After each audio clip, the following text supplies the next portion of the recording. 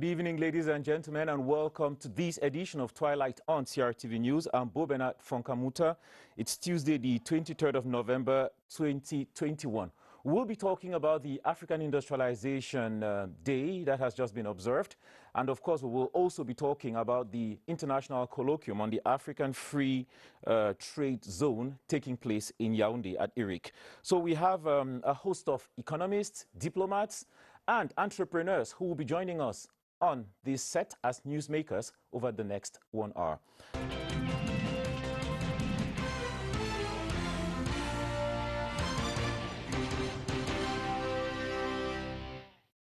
You're watching Twilight on CRTV News. It's our daily news analysis show here.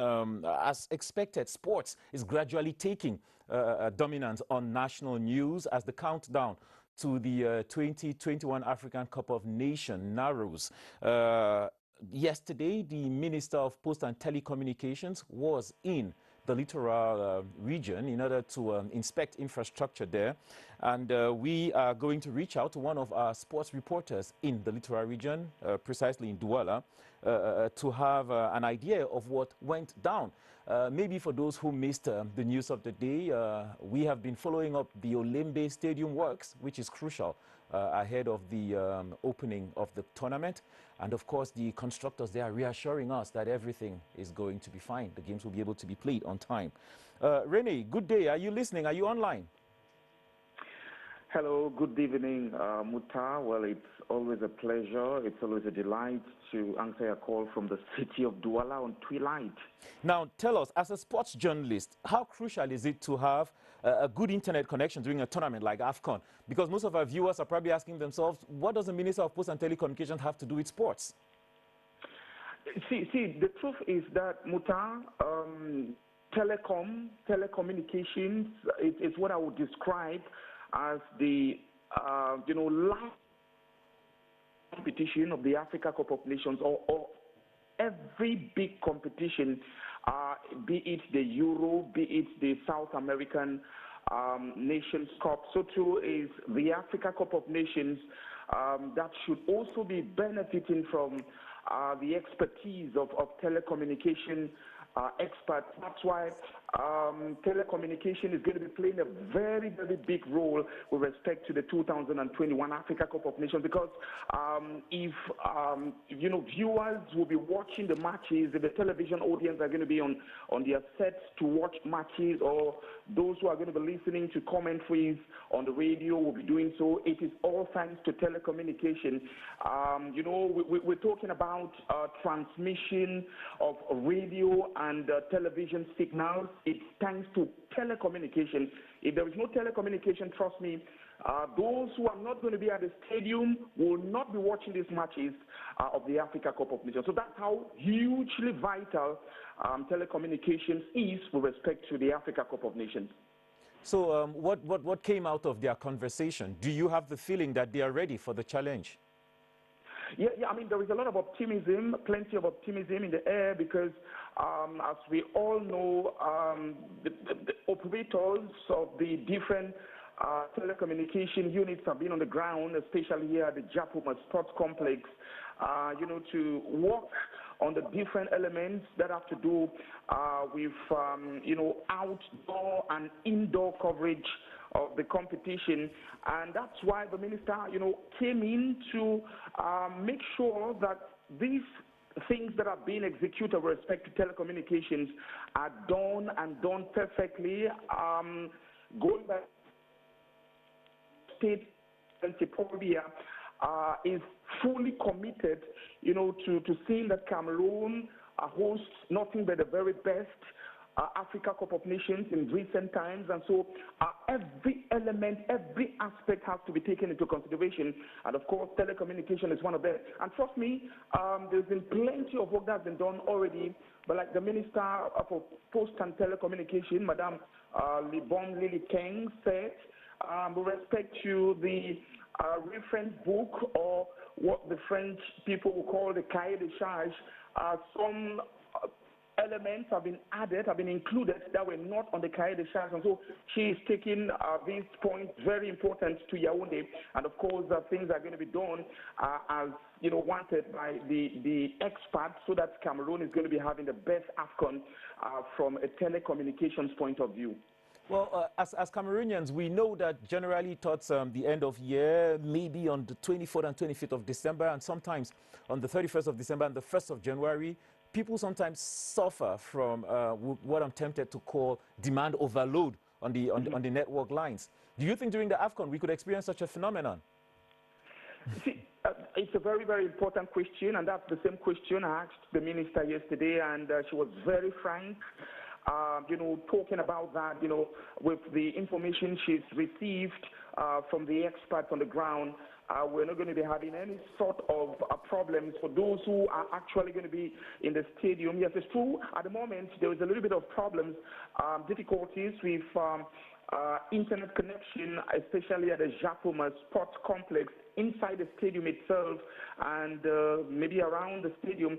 But the minister has revealed that 3 big broadbands are on their way, and when these 3 broadbands arrive, they are going to be installed at the Japoma Sports Complex, and that no matter the numerical value of persons who are going to be watching the matches as spectators, there will be nothing like internet disturbance at the Japoma Sports Complex. So that's a very, very vital information, given the fact that, Mutta, with respect to international matches that were played, especially when Cameroon plays, the affluence is really much. We have a couple of spectators, thousands of spectators, who converge on the Japoma Sports Complex to watch matches, and many of them have been complaining about the slowness of connectivity with respect to internet. But then it is very, very hoped and believed that with respect to the arrival of these 3 broadbands, that problem is going to be a thing of the past. Well, Rene Kacha reporting there from Douala, the economic hub of Cameroon, reassuring us there that telecoms will be up to the AFCON rendezvous when the competition effectively starts. Thanks, Rene. I guess you've let the cat out of the bag with the new equipment that is coming. Is there anything else that we need to know before we part? Well, what we should know, Cameroonians should know, is that we have the 3 major, internet providers in the country. Well, without any publicity, I'm talking about Camten and the 2 others. They have been working hand in glove to make sure that Cameroonians get nothing but the very best of in and outdoor coverages as far as the Africa Cup of Nations is concerned from the Japoma Sports Complex point of view. And they are at the stadium virtually every day, and equally at the different hotels. They're working with respect to internet connection in the different lodging facilities that have been earmarked by the Confederation of African Football to host teams and different delegations. So rest assured that these teams that are going to be coming, as especially visitors, you're going to have a lot of connection with respect to internet here in Douala. Well, thanks for all of those reassurances, Rene. As we mentioned at the start here, the AFCON is gradually taking its place at the top of national news as the countdown to the tournament narrows down. Thanks for your contribution from Douala. We will be updating you as well at 7 p.m. on the state of progress at the Japoma Stadium here at the Olembe Stadium here in Yaoundé. Well, we will be talking in a moment about the Africa Industrialization Day. Today's Twilight has a very, very economic and business touch with what I'm tempted to say heavyweight topics like African industrialization and the African Continental Free Trade Agreement. We will be having lots of economists and entrepreneurs as well as diplomats who are working day and night to see that these objectives are attained. Right behind the transition, we will be having our first panel conversation.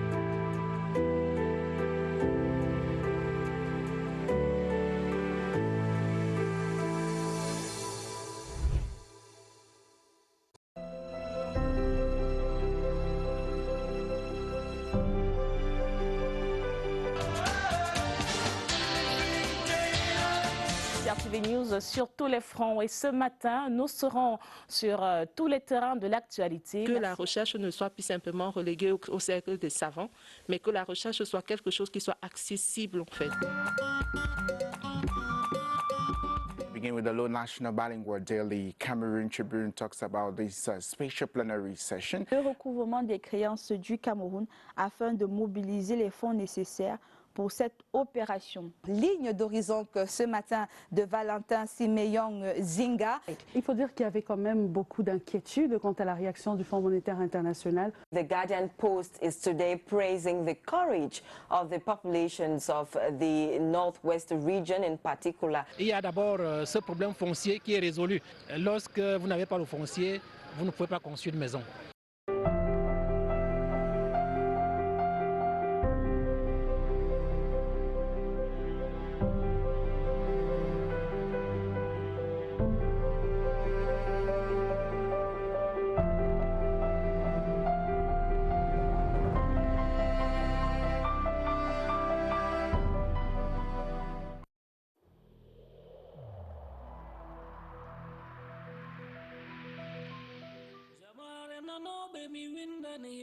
Mes frères, mes enfants, mes amis, mes parents, réellement le coronavirus existe. Je suis témoin. J'ai des proches, des voisins qui ont été atteints. Il importe, chers frères et sœurs, de se laver les mains à l'eau courante et au savon, de porter le masque et de respecter la distanciation quand on est dans une communauté. Population d'Adamawa, se protéger, c'est protéger les autres. Le respect de toutes les mesures barrières rééditées par le gouvernement est capital pour tous.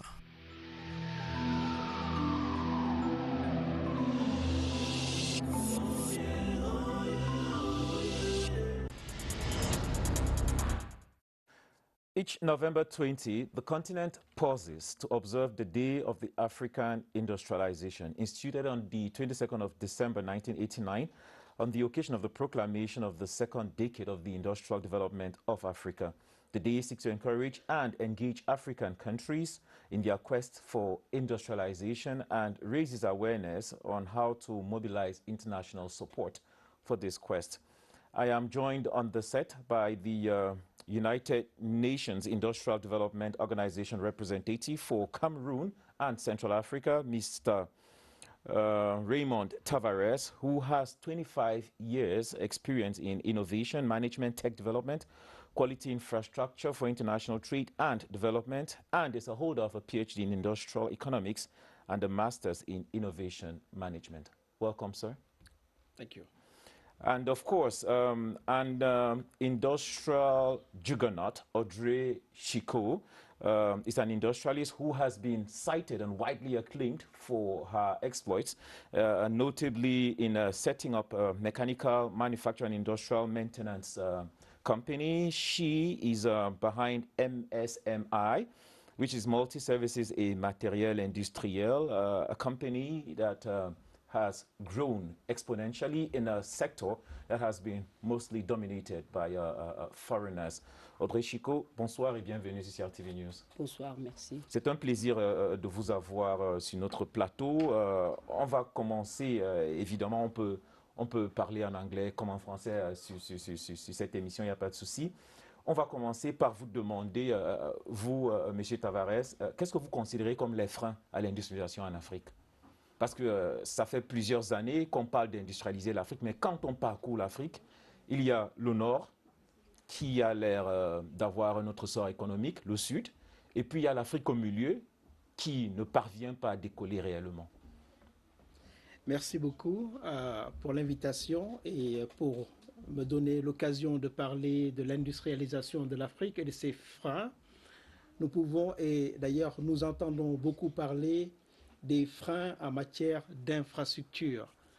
Donc effectivement, les infrastructures, donc on peut commencer par les routes, mais aussi on va aller de façon pragmatique au niveau des parcs industriels, des agropoles, et tout cela donc constitue un frein que quand même les États et les régions sont en train de résoudre. Le deuxième grand frein, donc, ce sera les institutions. Les institutions, il y a une demande constante de moderniser les institutions et d'en créer de nouvelles qui puissent répondre aux exigences de l'industrie et de l'industrialisation. Au niveau des institutions, nous avons également beaucoup d'institutions qui manquent en Afrique pour nous aider à industrialiser. Le troisième I que je considère comme un grand frein, ce sont les investissements. On en parle beaucoup, on n'en fait pas suffisamment. Donc, pour avoir des investissements, même africains, on en a beaucoup et je suis bien ravi d'avoir aussi ici quelqu'un qui va nous parler de comment on fait quand même pour overcome that challenge. Il y a une autre chose que je pense que c'est fondamental au début de ce que nous appelons la nouvelle révolution industrielle, ce sont les compétences. Les compétences en Afrique, c'est savoir produire, c'est la capacité de production, c'est aussi savoir s'adapter aux nouvelles demandes du marché, aux nouveaux produits et à ce nouveau défi d'industrialisation. Donc nous faisons beaucoup, nous pourrons peut-être en parler après. Donc il y a autre chose qui est le cinquième grand défi, et je pense que c'est l'énergie.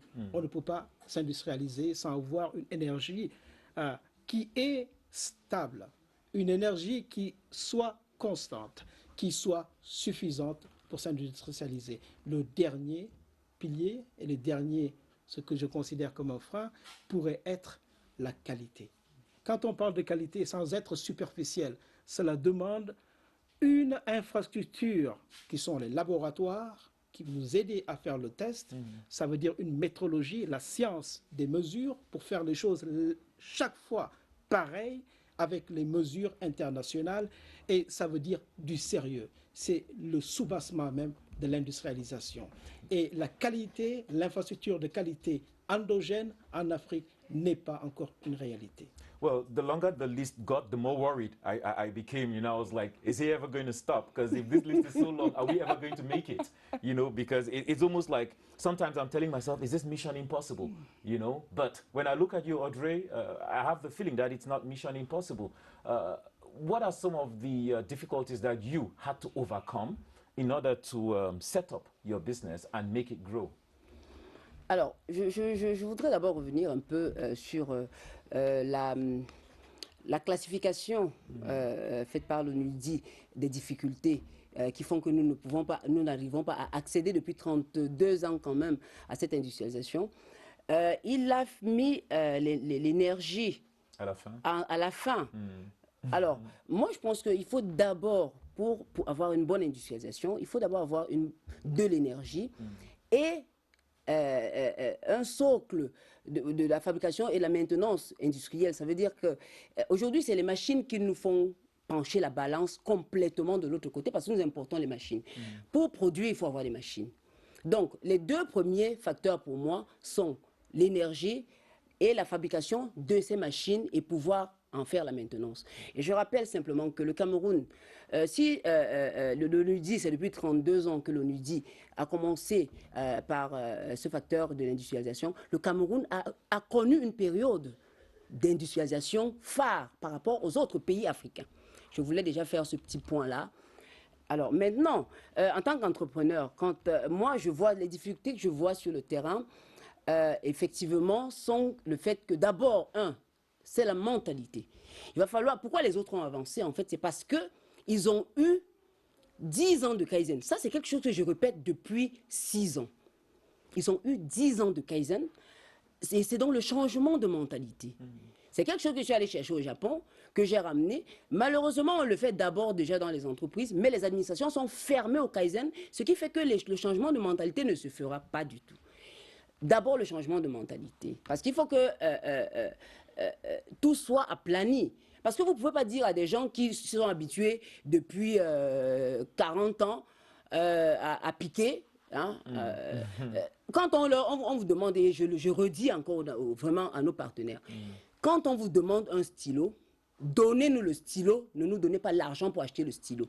Parce que entre le point où on a pris l'argent pour aller acheter le stylo et le point où il y a le stylo, on peut tomber malade.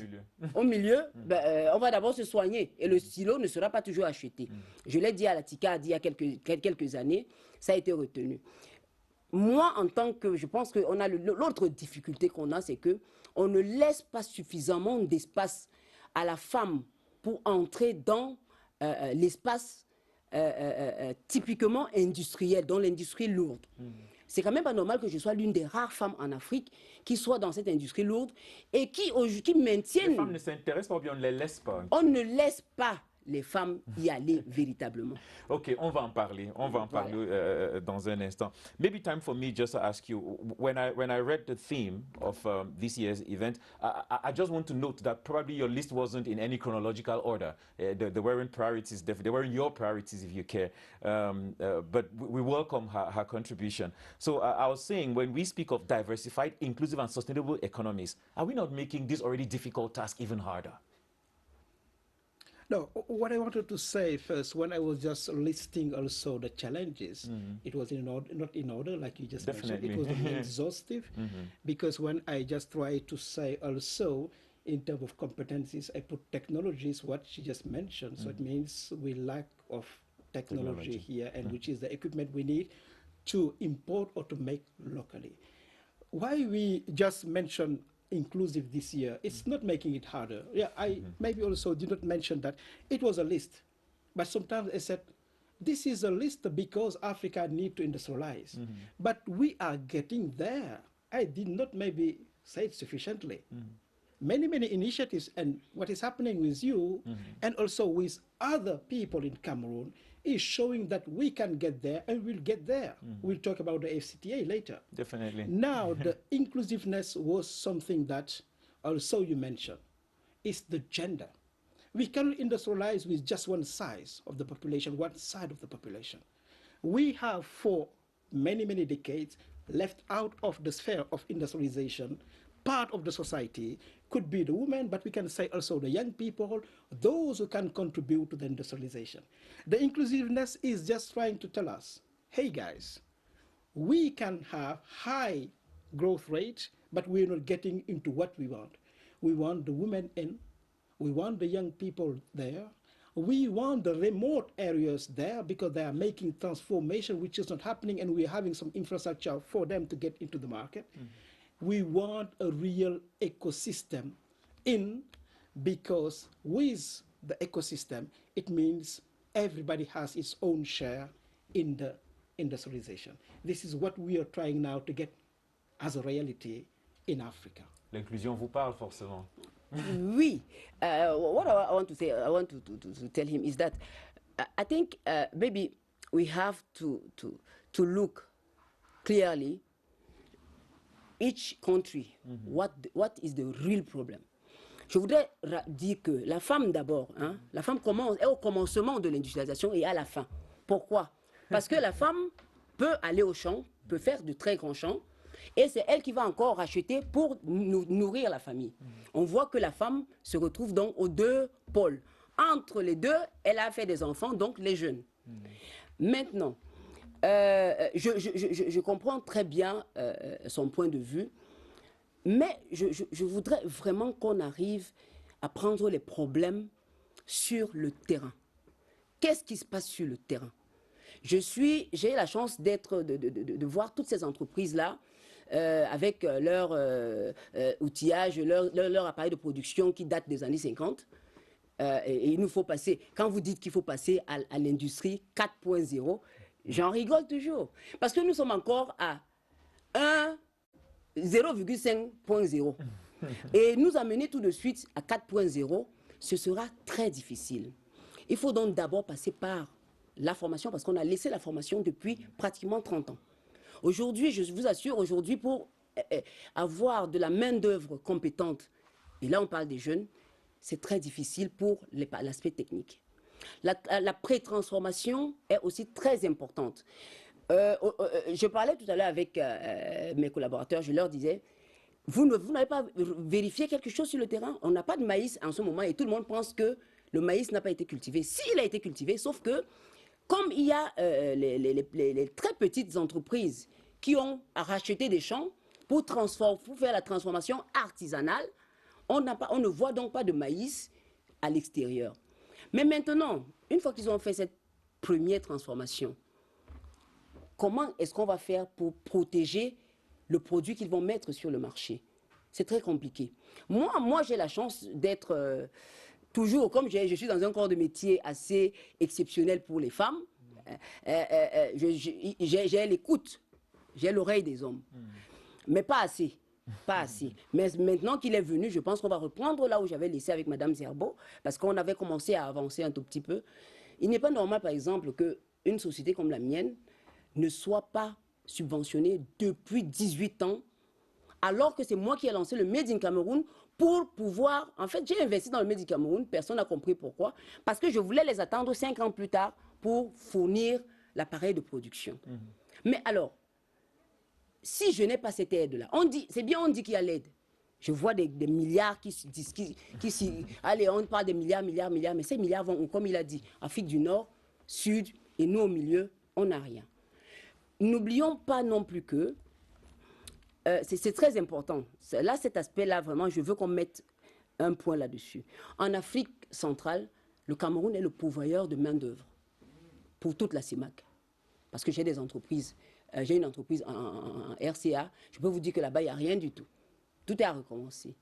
Mais le Cameroun, on nous a conditionnés à être des commerçants.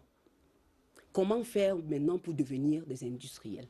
Voilà la première question à laquelle nous devons répondre. Well, Audrey, permit me, Mr. Tavares, we have the feeling that the way the African model of industrialization is expected to happen was supposed to skip certain phases. And she's highlighting there that without machines, it's literally impossible to carry out that level of industrialization. So I'm asking, is industrialization possible without major manufacturing? Yeah, let me respond to your question. No. When I talk about the ecosystem, it was the way to say that everybody should have and find its own place. So it means the big should be there. They should be also, like also Madam was saying, the way to attract and to give possibility to the small to survive. And so you have also the less small, they need to be there. This is the ecosystem I talk about, and the ecosystem englobe also the financing, englobe also the universities we are missing sometimes, and englobe other actors that need to be there. But let me say one thing is, obviously, the question on the Industry 4.0. I'm an expert on Industry 4.0, and maybe you are asking the question to somebody. Ma'am, you are already in the Industry 4.0. You are already in the new industrial revolution. You're using a smartphone. And in that smartphone, you did not say, no, I want to use the landline, and I wait when everything will be settled, I use the smartphone. We are, and we should all skip all the other revolution before we'll very quickly go into that or catch up with them with this new industrial revolution. This kind of speech you have is normally going along the line of the speech you said before. Industrialization is a mindset and is a culture. Change. And we need to change that culture, that we need to do one by one in all the stages. No, we are in the fourth industrial revolution, and we need very quickly to give the instruments to our young people, to our ladies, to our institutions to be there, because I use always this metaphor. We are all migrating from analogic, the earth, to the cloud. Are we going to wait for the others to do their part in the other part of the world and to come to help us to do it? No, it is the revolution which is the most democratic, where we can jump into the need of equipment we have in the past. We still have it. I mentioned infrastructure in the beginning. This what I was talking about. But when you go around in East and the Central Africa, you will find the nation, the institutions are putting in place the infrastructure. to make available the IT, the network. So what we're talking today is we are having the basis to do it. We need competencies, we need regulations, we need obviously standards, we need the same investment and equipment like before. These are the lists we needed. But as you survive, you did it, and you survive in a world you call a man world, it's possible for you also to survive and to catch up, to be in the industry 4.0, the digital world. We don't have to wait. We wait and we will die. We are already there, and we can do it. We can do it even better. We can include what you are saying is with the GPS, the GIS, we are helping the people in the remote areas to be informed on the weather, to get the information on how is the cost of their products into the market. We are using the artificial intelligence, we are using the drones, we are using also the IT. We are into there, and this is full of opportunities. Don't miss that. This is the only way we survive and we catch up in Africa. I'm not going to say that African will be richer than American, but will be in the way that we will provide more jobs to the people, we will provide more revenue to our people, the people will have more decent jobs, and so we will be in a better world with, obviously, this new industrial revolution. Well, before this interesting exchange carries on, I suggest that we listen to the Minister of Mines, Industrial and Technological Development, Gabriel Dodo Ndoke, who was speaking to CRTV yesterday during celebrations marking the 32nd edition of the Africa Industrialization Day, in the presence of UN's resident coordinator, Matthias Zenab. Let's listen to Minister Gabriel Dodo Ndoke. I would first like to say that Cameroon, as all the African countries, is rich by his natural resources. But Cameroon and the other African countries will be more richer if they add value, if they add value to their natural resources, the exploitation of the natural resources, the production of our natural resources will give us more chances if we add industrialization. Because without industrialization, all what we can produce here will not allow us to give jobs to our young people, to give resources for the budget of our country, of the state, of our state, to permit all the citizens to gain what we can get from, let's say, what we can hope from the politics that the President of the Republic wants us to develop with him. At the the inaugural ceremony in 1918, the President of the Republic said, our country has an industrial development plan, and it remains for us to implement it. And at this moment, we are at the step of implementation of our industrial master plan.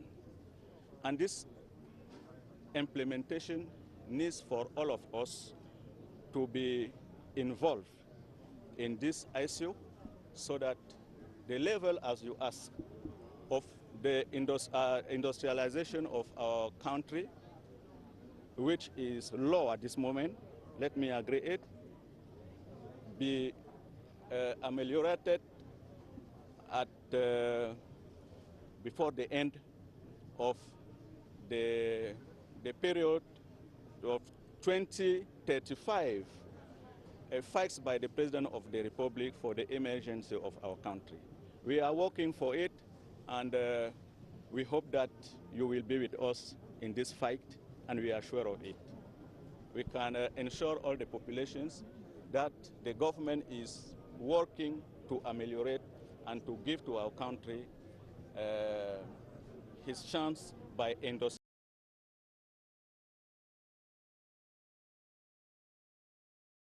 Well, I thought I heard some humility there from the minister, recognizing that we are not yet where we have to be.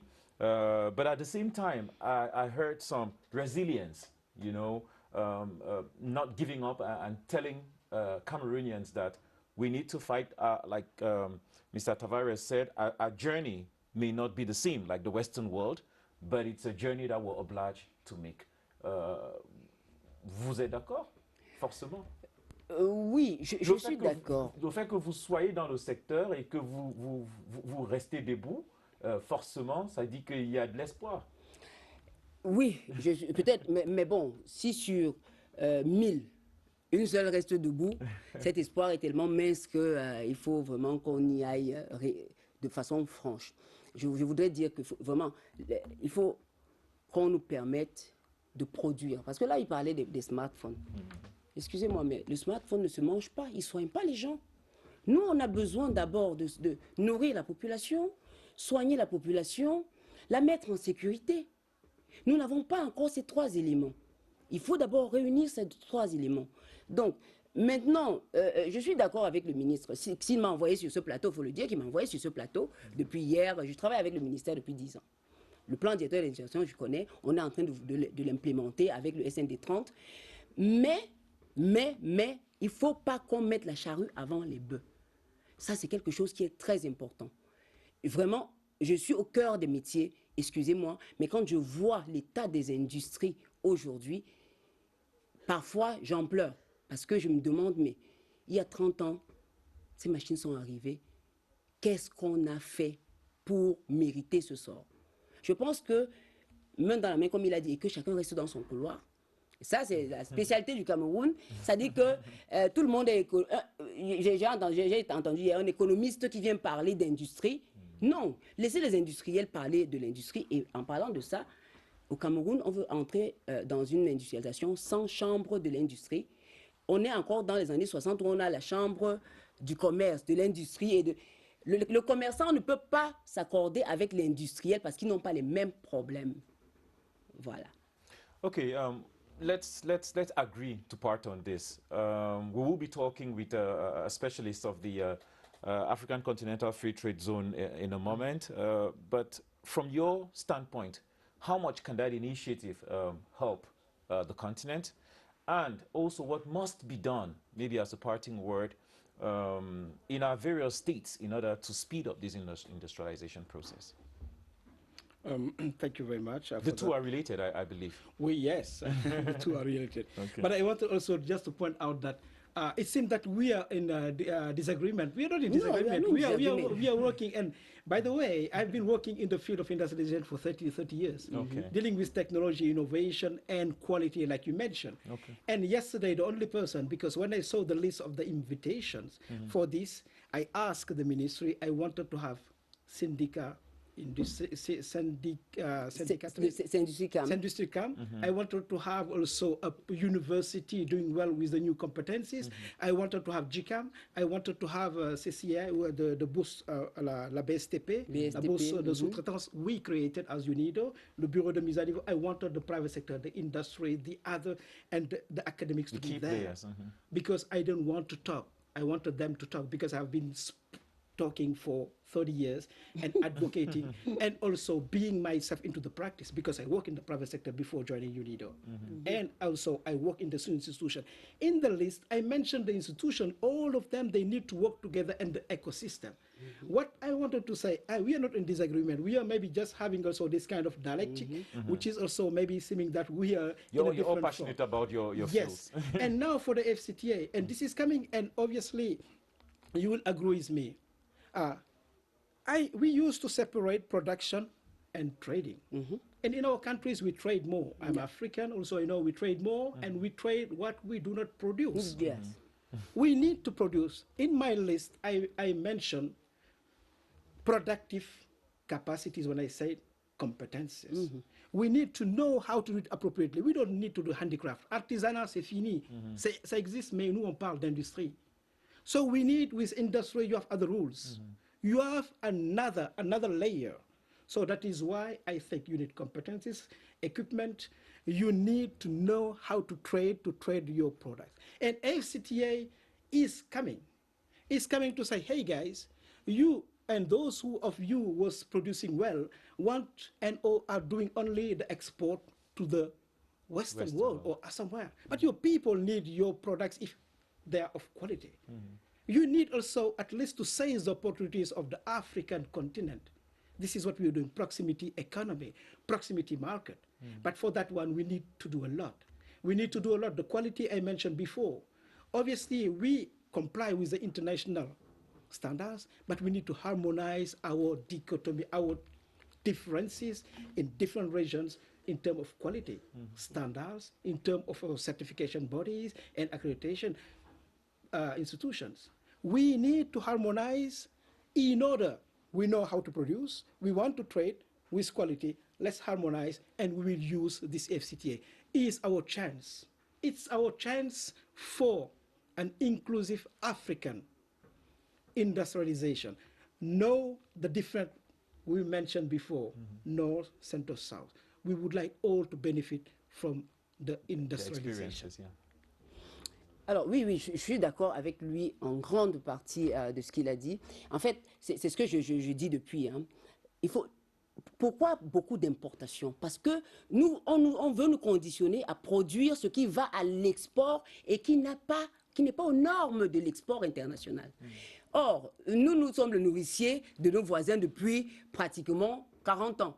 On ne nous a jamais dit que la norme, quand le bobolo quitte de Cameroun, il va en Centrafrique, on nous parle de normes. Non. Et nous devons faire en sorte, il y a des normes qui existent, on ne veut pas recréer la roue, mais il faut rajouter des petites choses qui vont faire en sorte de sécuriser notre propre production. Et n'oublions pas, tout le monde regarde vers l'Afrique. Pourquoi? Parce que l'Afrique est sera le plus gros consommateur. Et si nous ne pouvons pas produire ce que nous consommons, nous voulons plutôt produire ce qui va aller ailleurs et qui va aller là-bas pourrir, et eux vont nous renvoyer ce qu'ils disent être bon, on n'y arrivera jamais. Nous devons avoir nos propres, comme il a dit, avec la ZLECA, nous devons avoir nos propres... comment on appelle les normes, voilà, les normes. Okay. Et je dis ça comme ça parce que je suis aussi à la Nord. Mais j'ai bloqué... J'ai bloqué, pourquoi? Parce qu'on ne peut pas me dire que je suis au CT35 qui parle de la maintenance des usines et on me dit de rester à Yaoundé pour faire les réunions. J'ai dit non, les réunions se font dans les usines et là on voit ce qui est fait et on rajoute, on accommode. Et donc je suis d'accord avec lui. Je sens qu'on va beaucoup travailler parce que il me fallait un technocrate en face pour pouvoir travailler et c'est le cas. Audrey and Mr. Raymond Tavares, thank you very much for your time. Unfortunately, in my business, time is gold. It's 7, and at 7, I have to inform Cameroonians on what is making news at the top of this hour. So after the transition, we will be welcoming Carmen Olive Bile here for the 7 p.m. news. And then after, we'll be talking about the free trade zone with specialists Peter Joy Sewornu and Balkisa Kabo. Thank you.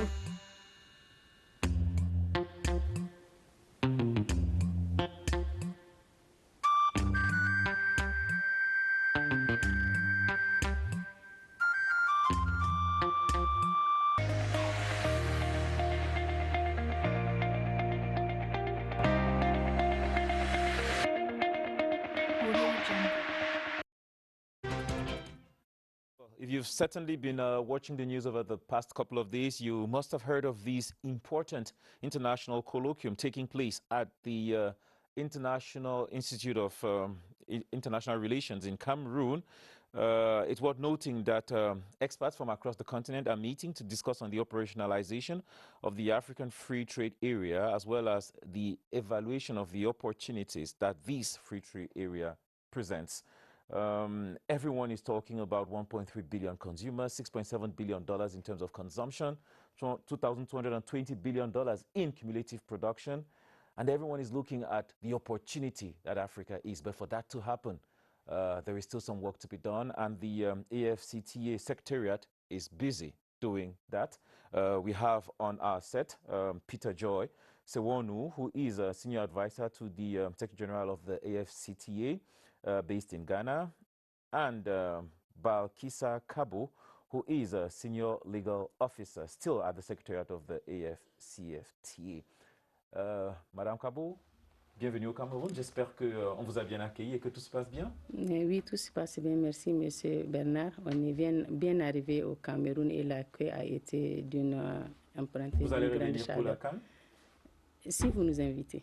Si vous invitez le secrétariat, on serait content de revenir. Bien sûr, c'est une fête de l'Afrique, donc on s'est dit que tous les organes de l'Union africaine pourront y participer. Hein? Surtout que je suis fan des Lions indomptables. Oh, ouais. Touché. Well, Mr. Sewonu, welcome. We hope you're enjoying your stay in Cameroon. Yes, so far it's been very great. We've been having a good time. At the institute, as you rightly said, contributing to the AFCFTA and the AFCFTA process. So it's been great so far, and thanks for the hospitality of the government of Cameroon, the IREC, and the institute we've come to. They've received us very well. Okay, and then the presentations have also been very good. I'm going to ask you, what is the state of progress in the signing of the accords and ratification process? Where are we? Okay, we've made progress. As you would recall, or as most of your readers may have seen in the press or may have read around, you would recall that it was in March 2018 that the agreement was opened for signature in Kigali, Rwanda. On the spot, on that very day, on the 21st of March 2018, 44 African countries became signatories to the AFCFTA agreement. Since then, we have made progress. Currently, we have 54 or 55 countries that are signatories to the AFCFTA agreement. If I'm not mistaken, that's everybody. Yeah, almost everyone. So with the exception of one, so we have the state of Eritrea. That's the only country that's yet to come on board. Basically, the Summit of Heads of State have tagged His Excellency the Secretary General to do a lot more to bring the remainder of the country that's yet to come on board, so that by close of the year we can have 100% signatories to the AFCFTA agreement. If we also talk about ratification of the agreement, we've made a lot of progress. So currently what we do have is 42 African countries that have ratified the agreement. Guinea-Bissau, for example, has ratified. They are undergoing the necessary gazetting process, and then they also become one of the countries that have ratified. But it is one thing to sign the agreement. Another thing is to ratify. The third step you have to do is to go to the African Union Commission and to the chairperson of the African Union Commission to deposit your instruments of ratification in order to become a state party to the agreement. So these are the things we've been doing. In terms of the actual implementation, after you've signed, after you've ratified, after you've deposited your instruments of ratification, you then have to submit your schedules. Yeah. So basically, if you look at the nature of the agreement, we have it comes in 3 layers. So the first layer is the agreement establishing the AFCFTA. The second layer is the protocol. So as you may have heard, currently we are in the phase 1 negotiations, which is trading goods, trading services, and then the rules and procedures for the settlement of dispute. For the phase 2 issues, we have just begun some capacity building workshops. The third layer of the agreement is the annexes and then the appendices. So one of the annexes, the member states or state parties to the agreement are supposed to submit to the Secretariat is the schedules of tariff concession. In the case of trading goods and in the case of trading services, they have to submit schedules of specific commitments on trading services. When do they plan to implement and enforce this? Yes, so basically in December... No, I'm saying that the countries have to tell us when they plan to enforce their their tariff new measures. Yeah, so basically what has happened is this. In December 2020, there was a summit of heads of state. It was an extraordinary summit purposely on the AFCFTA. And what the summit decided was that we should start trading on the 1st of January on the basis of legally implementable and reciprocal schedules of tariff concession with agreed rules of origin. On the 1st of January this year, what we did, led by His Excellency the Secretary General of the AFCFTA Secretariat, was to have a ceremony to herald the start or the commencement of trading under the AFCFTA. But the decision of the summit was for us to start implementing on the basis of legally implementable. What I can say to you is that commercially meaningful trading under the AFCFTA is yet to start, because the countries have submitted schedules to us, they've submitted offers to us. But once they've submitted the offers to us, what we have to do as a secretariat is to technically verify those offers to ensure that they are in line with the modalities that were adopted by the Summit of Heads of State. So we've been doing the verification process, and what has come out is that out of the 43 countries that have submitted offers to the Secretariat, 29 of them have met the threshold, and it is that 29 that provisionally will start implementing the AFCFTA pending the completion of all outstanding issues on the offers. And I'm happy to report that the CIMAC region happens to be one of the 29. Okay. Yeah, you submitted offers that we technically verified, and we said your offer was compliant with the modalities that were adopted by the heads of state. Je sais que c'est un travail que vous faites au quotidien. Ça allait suivre toutes les procédures légales pour que ces ratifications soient faites et que les pays soient rassurés sur la procédure. En cas de réticence, quelle est la consigne? Comment est-ce que vous réagissez? Merci, Monsieur Bernard. Et on ne peut pas obliger un pays à venir. C'est qu'on le fait avec diplomatie. C'est-à-dire qu'on a 55 pays africains qui constituent l'Union africaine. Sur ces 55 pays, 54 pays ont signé l'accord. Mais comme mon collègue Peter vient de le dire, une chose est de signer, une chose est de ratifier pour devenir État partie. Donc actuellement, on a 39 États partis, c'est-à-dire 39 États qui ont signé, déposé, ratifié et déposé leurs instruments de ratification au niveau du dépositaire que l'Union africaine, au niveau de Addis Abeba. Donc, ce qu'on est en train de faire, le travail qui se passe actuellement au niveau du secrétariat, c'est d'inciter les États qui ne sont pas encore États partis de tout mettre en œuvre, de tout faire pour venir avec les autres, parce que comme on le dit, l'union fait la force. Donc, on fait tout pour que tous les autres États viennent avec ceux qui ne sont pas venus, viennent avec les autres pour qu'on construise ce vaste chantier ensemble. Donc, ce qui est fait au niveau du secrétariat, c'est expliquer, aller vers les États. Et c'est ce que le secrétaire général, son Excellence Wamkele Mene, est en train de faire à la tête du secrétariat. Faire en sorte que ceux qui ne sont pas venus rejoignent le bateau. Vous savez certainement qu'on a parlé de la Journée africaine de l'industrialisation tout au long de cette semaine. Maintenant, est-ce que vous pensez que la ZLECAf donne une sorte de souffle nouveau à l'économie africaine? Bien sûr, la ZLECAf, avec l'étude de la Banque mondiale qui a été faite, la ZLECAf donnera un souffle nouveau. D'autant plus que la zone de libre-échange continentale africaine est la plus grande zone de libre-échange au monde. Par la taille, parce qu'on a 55 États partis et 57 États membres au niveau de l'Union africaine. Et la ZLECAf a accueilli 54 États signataires. Donc, on se dit qu'avec tout ce qui est en train de se faire, la ZLECAf va contribuer véritablement à l'industrialisation du continent africain.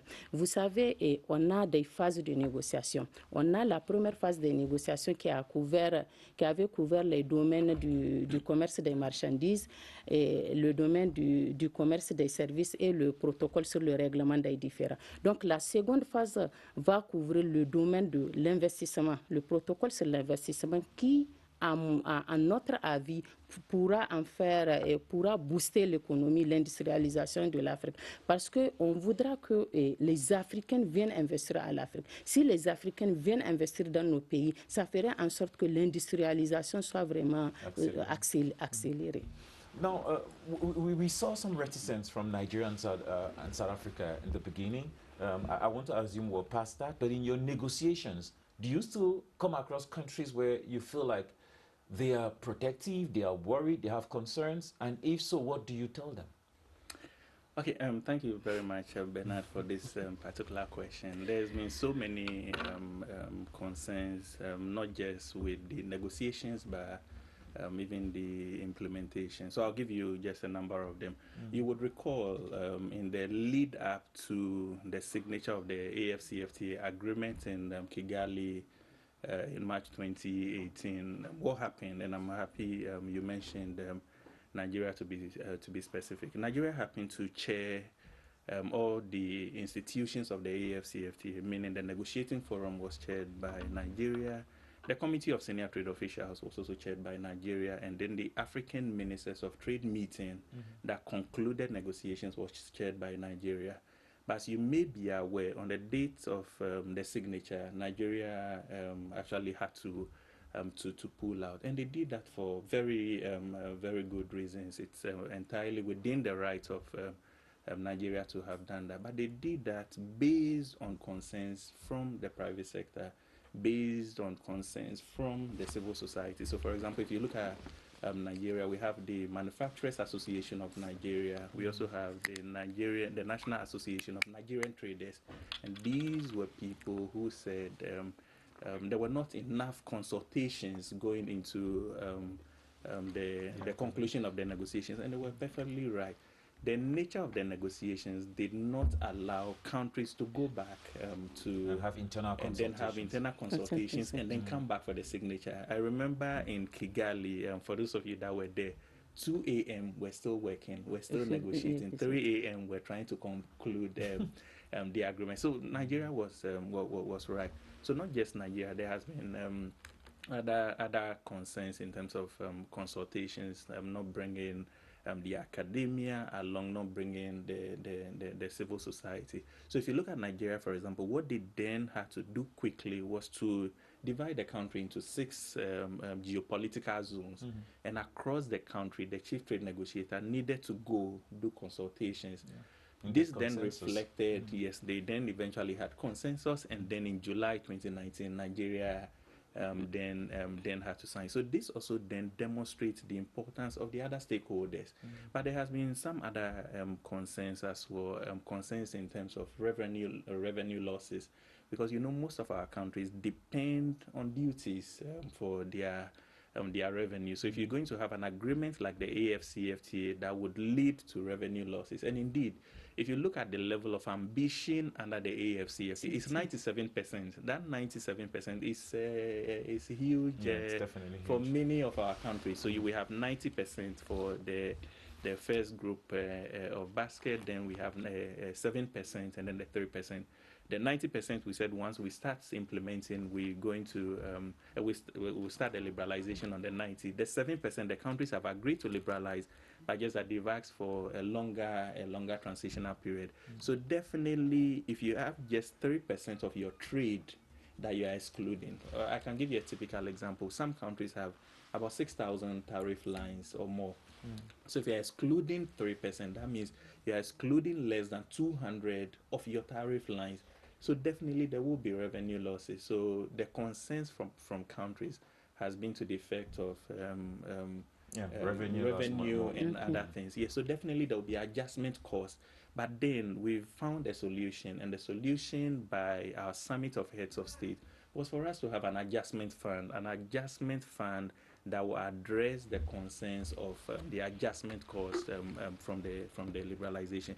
There have been other concerns as well. I'll give a typical example from the CEMAC region, given the fact that this is where we are. If you look at Article 7 of the Protocol on Trading Goods, it basically says progressively duties and other charges having equivalent effect on trading goods progressively would have to be eliminated.